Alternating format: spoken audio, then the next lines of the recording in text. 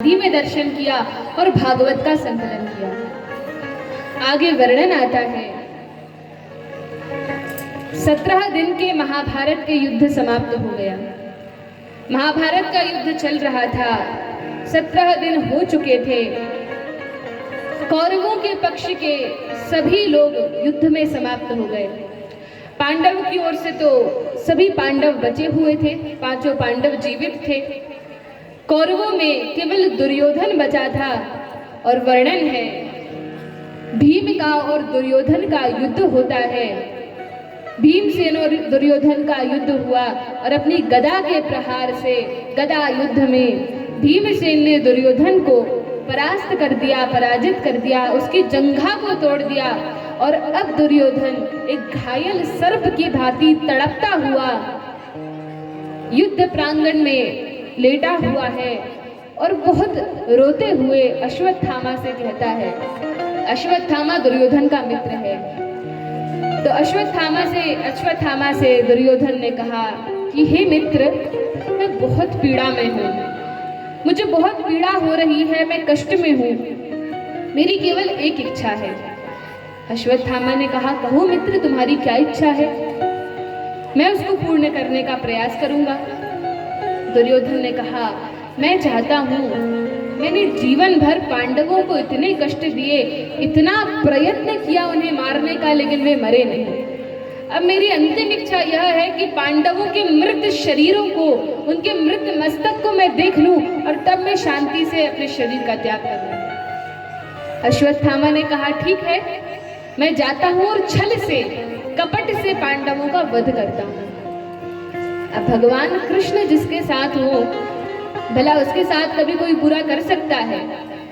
अब भगवान कृष्ण अंतर्यामी है, परमात्मा है, समझ गए कि दुर्योधन और अश्वत्थामा की ऐसी कूटनीति है।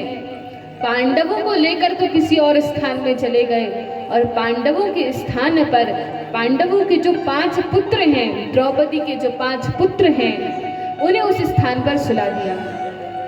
साथ में द्रौपदी का भाई धृष्टद्युम्न, वह भी उसी कक्ष में सोया हुआ था।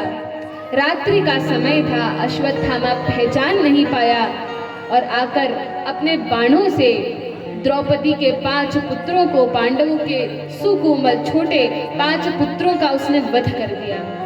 साथ में अपने पिता के हत्यारे धृष्टद्युम्न को भी मार दिया। अब उसने तो सोचा कि मैंने पांडवों का वध कर दिया, बड़ी प्रसन्नता में उछलता हुआ उन सभी के 5 के छहों के मस्तक लेकर आता है और दुर्योधन के पास आकर कहता है, देखो दुर्योधन, मैंने पांडवों का वध कर दिया। दुर्योधन ने कहा, यह संभव नहीं है, यह हो ही नहीं सकता, मैं नहीं मान सकता। अश्वत्थामा ने कहा, मेरे पास प्रमाण है। क्या प्रमाण है? देखो, मैं इनके मस्तक लाया हूं। अब दुर्योधन ने, रात्रि का समय था, दिख तो नहीं रहा था, अपने हाथ से उनके मस्तक को, उनकी खोपड़ी को जैसे ही पकड़ा, वे एकदम दब जाती हैं। दुर्योधन ने कहा, ये पांडव नहीं है, ये तो बालकों की खोपड़ियां हैं, ये तो बालकों के मस्तक हैं। अरे अश्वत्थामा, ये तुमने क्या किया? तुमने तो बाल हत्या जैसा महापाप कर दिया। अश्वत्थामा को जब यह ज्ञात हुआ, बड़ा दुख होता है। दुर्योधन ने कहा, यह तुमने अच्छा नहीं किया, भले ही पांडव हमारे शत्रु हैं, लेकिन केवल ये 5 ही बच्चे तो बचे थे जो हम सभी का श्राद्ध करते, गया जी जाते, तर्पण करते, क्योंकि हमारे कुल में तो कोई बचा ही नहीं है। अब हम नर्क जाएंगे, कौन हमारा तर्पण करेगा, कौन हमारे लिए श्राद्ध करेगा? अश्वत्थामा, ये तुमने बिल्कुल अच्छा नहीं किया। अश्वत्थामा रोने लगे, कहा कि अब क्या करूं, अब तो बालकों का वध कर दिया, अब एक और संकट, अब पांडव बदला लेंगे और मेरा वध करेंगे, मुझे मारेंगे। अब अश्वत्थामा सीधे जाता है व्यासदेव के आश्रम में और व्यासदेव के आश्रम में जैसे ही पहुंचा, क्योंकि हृदय में बहुत कष्ट था और पांडवों को मारने की इच्छा थी, पांडवों से शत्रुता थी, सोचा अभी पांडवों के कुल में एक बालक का जन्म होना है। अर्जुन का पुत्र अभिमन्यु, वे तो वीर गति को प्राप्त हो गए। अभिमन्यु की जो पत्नी है उत्तरा, उत्तरा के गर्भ में एक बालक है जो इस कुरु वंश का बालक है। केवल वह एक ही बालक है, बाकी सबका तो वध हो गया। यही है जो वंश को आगे बढ़ाएगा। अश्वत्थामा ने सोचा, पांडवों के वंश का विनाश हो जाना चाहिए। पांडवों को तो नहीं मार सकता, लेकिन उनके अंतिम अंश को मारने का संकल्प कर लिया। अब अश्वत्थामा को द्रोणाचार्य ने, उनके पिता ने, ऐसी विद्या प्रदान की थी, ब्रह्मास्त्र प्रदान किया था जिससे वे किसी को भी मार सकते हैं। और ब्रह्मास्त्र ये एक ऐसा अस्त्र है कि जिसको मारने के लिए यह छोड़ा गया है उसी को मारता है और किसी को नहीं मारता। तो जैसे ही ब्रह्मास्त्र छोड़ा, उत्तरा के गर्भ में बैठे बालक को मारने के लिए यह ब्रह्मास्त्र जाता है। 5 ब्रह्मास्त्र और छोड़े पांडवों को मारने के लिए, क्योंकि ब्रह्मास्त्र प्राप्त था। अब यहाँ तो ये अश्वत्थामा ब्रह्मास्त्रों को छोड़ने की तैयारी में है। इस प्रकार से अनेक प्रयास कर रहा है कि कैसे पांडवों के वंश की, पांडवों के पुत्र की, पांडवों के पोतों की मृत्यु हो जाए। और यहाँ पर दूसरी ओर पांडव विजयी हो गए। दुर्योधन की मृत्यु हुई, पांडव विजयी हो गए, बड़े आनंद में हैं। युधिष्ठिर महाराज तो दुखी थे कि मेरे कारण इतना महान विशाल महाभारत युद्ध हुआ, लेकिन फिर भी भगवान कृष्ण संतुष्ट थे। बाकी सभी जो अच्छे सज्जन लोग थे वे सभी संतुष्ट थे। अब भगवान श्री कृष्ण ने कहा, बहुत दिन हो गए हैं, महल में जितनी भी अंदर रानियां थी, भगवान की बुआ कुंती थी, सभी के पास जाते हैं। उत्तरा गर्भवती है, उनके पास गए, अपनी बहन द्रौपदी के पास गए, सुभद्रा के पास गए और सभी से मिलकर भगवान ने कहा, अब बहुत दिन हो गए, महाभारत का युद्ध भी संपन्न हो गया, अब मुझे द्वारिका जाना चाहिए, अब मुझे अपने घर वापस जाना चाहिए, बहुत समय हो गया। सभी ने कहा, ठीक है, आपकी जैसी इच्छा। पांडव विदा करने के लिए बाहर आते हैं। भगवान रथ पर आरूढ़ हैं और उस समय जब भगवान रथ पर खड़े हैं, पांडव नीचे खड़े हैं, जाने ही लगते हैं, इतने में उत्तरा आती है रोती हुई, हे कृष्ण, हे कृष्ण, हे महायोगेश्वर, मेरी रक्षा करें। पाहि पाहि महायोगिन देव देव जगतपते, नान्यम त्वद्भयं पश्ये यत्र मृत्यु परस्परम। हे कृष्ण, मुझे बहुत पीड़ा हो रही है, मेरी रक्षा करें, मेरी रक्षा करें। अब जैसे ही भगवान बस चलने ही वाले थे, भगवान ने पीछे मुड़कर देखा तो उत्तरा सफेद वस्त्रों में दौड़ती हुई आती है, रोती हुई आती है, विधवा है और रोती हुई आती है, हे भगवान, मेरे गर्भ की रक्षा करें। भगवान ने सोचा, अभी तो अंदर सबसे मिलकर आया था, सबकी कुशल मंगल पूछकर आया था, अचानक क्या हो गया? पता चला, समझ गए, अश्वत्थामा ने ब्रह्मास्त्र भेजा है उत्तरा के गर्भ को नष्ट करने के लिए। अब भगवान अपने भक्त की प्रार्थना सुनकर इतने अधीर हो गए, भगवान ने यह सोचा कि यदि मैं यहाँ खड़ा हूँ, अब भगवान तो भगवान है, कुछ भी कर सकते हैं, मैं यदि उत्तरा के गर्भ की रक्षा के लिए गर्भ में प्रविष्ट होऊंगा तो समय होगा।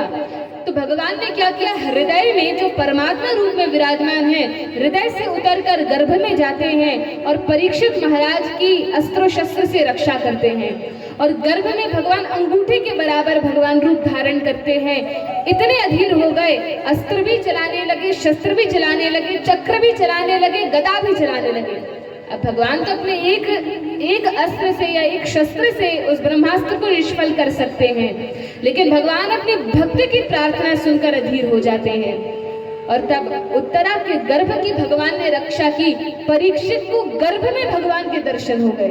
बोलिए परीक्षित महाराज की जय, भक्तवत्सल भगवान की जय। अब यहाँ तो भगवान अंदर प्रविष्ट हुए, बाहर जो रथ पर खड़े हैं, देखा 5 ब्रह्मास्त्र और रवाना किए हैं अश्वत्थामा ने पांडवों को मारने के लिए।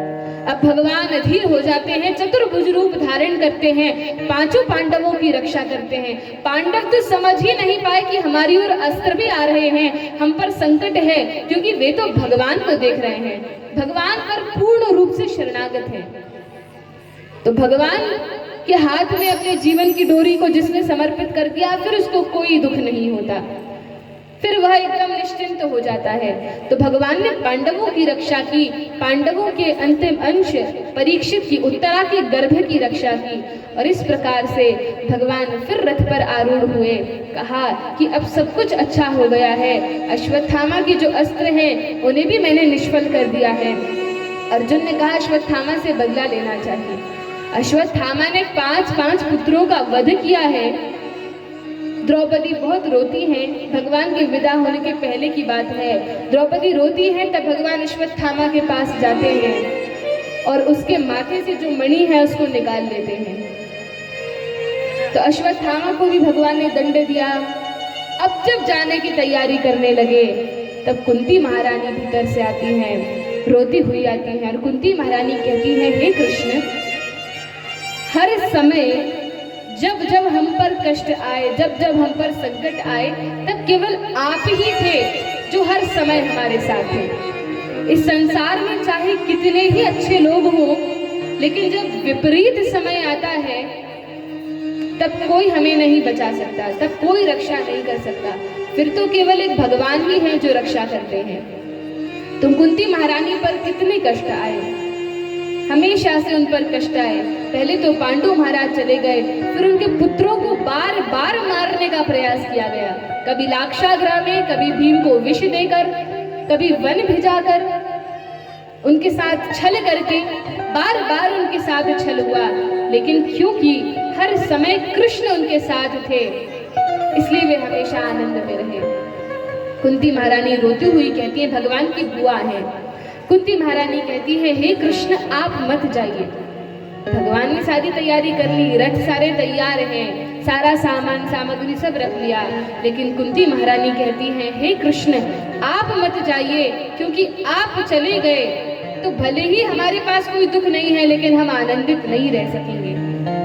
और कुंती महारानी भगवान की इतनी श्रेष्ठ भक्त हैं, इतने संकट आने के बाद कभी भगवान को भूलती नहीं है, भगवान से प्रार्थना करती है। बड़ी सुंदर प्रार्थना कुंती महारानी ने की है, बड़े सुंदर सुंदर श्लोक हैं, लेकिन हमारे पास समय कम है, इसलिए कुछ श्लोकों का श्रवण करेंगे। कुंती महारानी भगवान से हाथ जोड़कर प्रार्थना करती हैं, उस झांकी को अपने ध्यान में लाइए।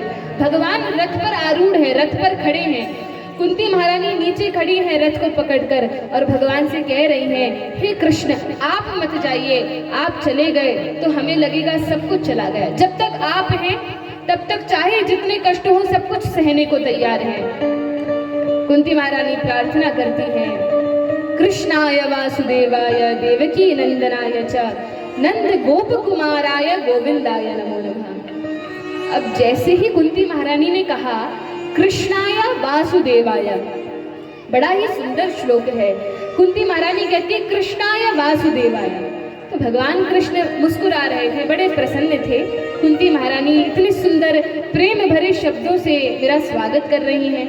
भगवान ने कहा, हाँ महारानी, मैं कृष्ण हूँ, मैं वासुदेव हूँ, मैं वसुदेव महाराज का पुत्र हूँ, इसलिए वासुदेव हूँ। कृष्णाय वासुदेवाय देवकी नंदनाय च, भगवान ने कहा, हाँ मैं देवकी नंदन हूँ।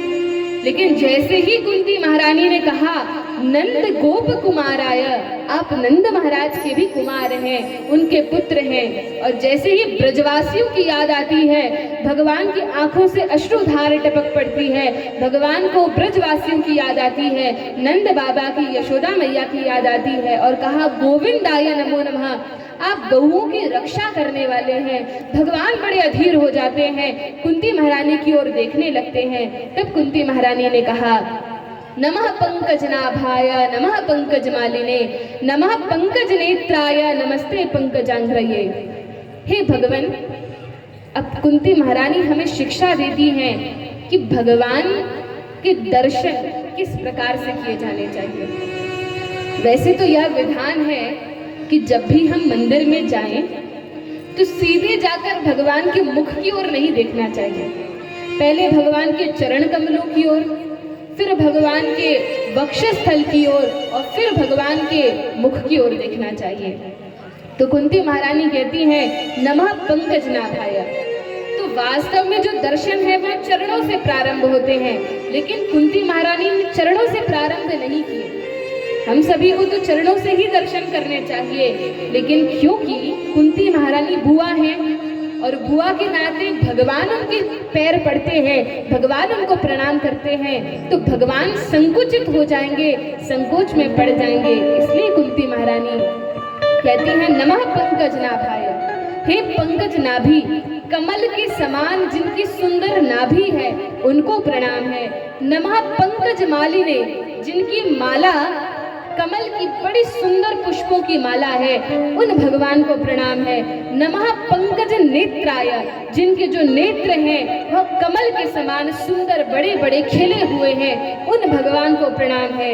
नमस्ते पंकजांघ्रये, उन भगवान को मैं प्रणाम करती हूँ जिनके चरण कमल पंकज के समान है, कमल के समान है। तो सबसे पहले नाभि से प्रारंभ किया और तब चरणों का दर्शन किया। इस प्रकार से कुंती महारानी प्रार्थना करती हैं, कहती हैं कि हे भगवान, विशाल महाग्ने पुरुषाद दर्शनात् दशक सभाया वनवास कृच्छ्रतः मृधे मृधे नेक महारथास्त्रतो द्रौणस्य तश्चास्म हरे भिरक्षताः। कुंती महारानी कहती हैं, हे भगवान, मुझ पर, मेरे पुत्रों पर जितने भी संकट आए हैं वे संकट बार बार आए। अब ऐसी प्रार्थना कुंती महारानी ने की है कि इस संसार में, इस ब्रह्मांड में किसी ऋषि, किसी मुनि, किसी महात्मा ने कुंती महारानी जैसी सुंदर प्रार्थना नहीं की। इतनी विलक्षण प्रार्थना, इतनी उच्च कोटि की प्रार्थना। कुंती महारानी उस स्तर की भक्त हैं जो सुख सुविधाएं भी नहीं चाहती।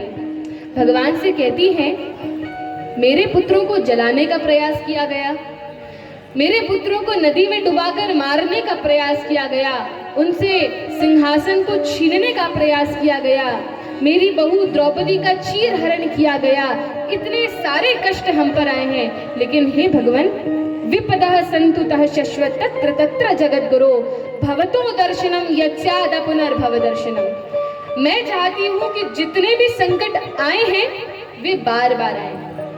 अब कुंती महारानी मूर्ख तो नहीं है कि बार बार संकटों को चाहेंगी। क्यों कहा उन्होंने ऐसा कि बार बार संकट आए? कुंती महारानी जो भगवान के भक्त होते हैं वे बड़े चतुर होते हैं, भोले दिखते हैं लेकिन बड़े चतुर होते हैं। कुंती महारानी जानती हैं जब हमारे पास सुख होते हैं तो हम भगवान को याद नहीं करते, लेकिन जब दुख आते हैं तब भगवान की याद आती है, हे भगवान मेरी रक्षा करो। और जब जब दुख आएंगे तब तक भगवान की याद करेंगे, और जब भगवान को पुकारेंगे, जब भगवान को याद करेंगे तो भगवान तो भक्त वत्सल हैं, भगवान दौड़े दौड़े चले आते हैं और हमारी संकट से रक्षा करते हैं। अब कुंती महारानी पर बड़े बड़े कष्ट आए, पांडवों पर बड़े बड़े कष्ट आए, लेकिन उनने क्या किया? द्रौपदी पर जब संकट आया, जब सभी सभा में, कुरुवंश की सभा में चीर हरण होने लगा, वस्त्र हरण होने लगा, सभी से कहा मेरी रक्षा करो, मेरी रक्षा करो। पांडवों से अधिक बलशाली कौन है? कृपाचार्य, अश्वत्थामा, इतने सारे ब्राह्मण, सभी लोग उस सभा में बैठे थे। यहाँ तक कि भीष्म पितामह जिस सभा में बैठे हो, उस सभा में भी दुष्टों द्वारा द्रौपदी का चीरहरण हो रहा था। तब द्रौपदी ने कहा, इस संकट की स्थिति में कोई मेरे काम नहीं आने वाला। तब गोविंद को पुकारा, हे गोविंद मेरी रक्षा करो। और तब द्वारिकाधीश भगवान आते हैं, वस्त्र प्रदान करते हैं, साड़ी प्रदान करते हैं और द्रौपदी की रक्षा करते हैं। कुंती महारानी समझदार है, समझती हैं कि जब जब कष्ट आते हैं तब तक उनके साथ भगवान भी आते हैं, और जब भगवान आते हैं तो कष्ट तो तुरंत चले जाते हैं। वास्तव में उन्होंने दुख नहीं मांगा, उन्होंने तो भगवान को मांगा है। जब भगवान आ गए तो कष्टों के रहने का स्थान ही कहाँ रह गया? भगवान तो आनंद रूप है, सच्चिदानंद विग्रह है। जब भगवान आएंगे कष्ट चले जाएंगे। इसलिए वे इस प्रकार की प्रार्थना करती हैं। कुंती महारानी ने कहा, नमो किंचन वित्ताय निवृत्त गुणवृत्तये आत्मा रामाय शांताय कैवल्यपतये नमः। भगवान बड़े बड़े लोगों को आसानी से प्राप्त नहीं होते, लेकिन ऐसे लोग जिनके पास ना तो बहुत अधिक धन है, ना बहुत अधिक ऐश्वर्य है, ना बहुत अच्छी जाति है, उनको भगवान सुलभ है। क्योंकि जिसके पास धन है उसे धन का अभिमान है, जिसका अच्छा कुल है, जाति है, उसे अपनी जाति का अभिमान है। तो जिसके पास अभिमान है भगवान उसको सरलता से प्राप्त नहीं होते। लेकिन जो अकिंचन है, जिनके पास कुछ नहीं है, जो छोटे हैं, भगवान उनके लिए सुलभ है, बड़ी आसानी से प्राप्त हो जाते हैं। इस प्रकार से जब कुंती महारानी प्रार्थना करती हैं, भगवान अपनी बुआ की प्रार्थना पर, बुआ के निवेदन पर कुछ समय और रुक जाते हैं। और जिस प्रकार से कुंती महारानी प्रार्थना करती हैं, उसी प्रकार से हमें भगवान से प्रार्थना करना चाहिए, ताकि हम जब दुख में हो तब भगवान हमारी रक्षा के लिए भी आ जाएं। मेरा कोई न सहारा बिन तेरे, मेरा कोई न सहारा बिन तेरे, नंदलाल सवरिया मेरे।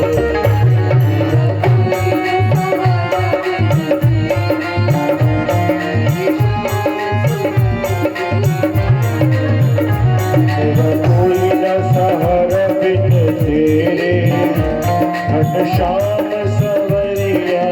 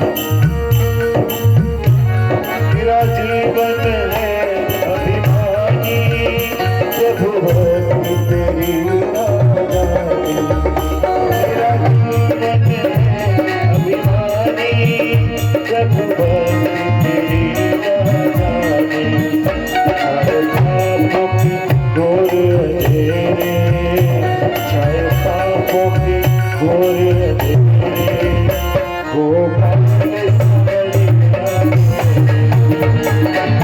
मेरा सहारा बिच लाल सवरिया